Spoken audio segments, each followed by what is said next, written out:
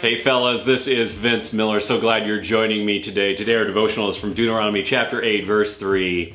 Love these words. It reads, "And he," that's God, "humbled you," that's Israel, "and let you hunger, and fed you with manna, which you did not know, nor did your fathers know, that he might make you know that man does not live by bread alone, but man lives by every word that comes from the mouth of the Lord."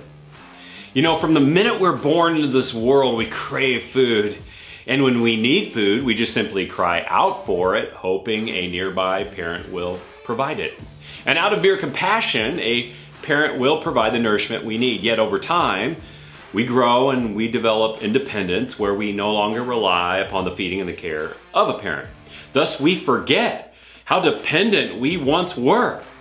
Dependence, once unlearned, by the way, must be relearned because of the power of our independent spirit.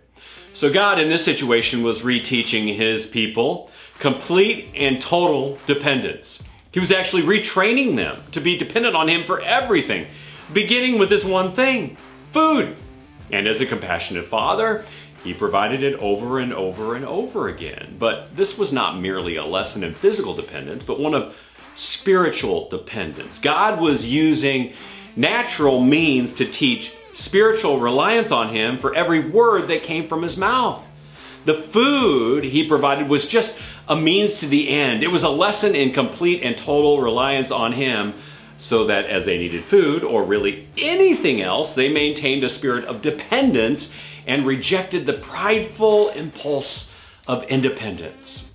Now we too must learn and relearn this throughout our lives. We start our spiritual lives, right, with such enthusiasm and dependence on God. We lay down our lives for him, and in faith, we take our first steps with such trust and abandonment. But over time, we stray towards independence because of pride. And then God drives us back to trust in him with a troubling fall. Now, while this can be a little humbling and sometimes actually humiliating, we should not see it this way. It's just our loving Father trying to get our attention once again. He's driving us back to dependence like he did the Israelites here, which is the best place for us all to be, trusting in his words so that we can live life as it was meant to be. Well, thanks for joining me today. Share this devotional with someone you know, and I'll see you right back here again tomorrow.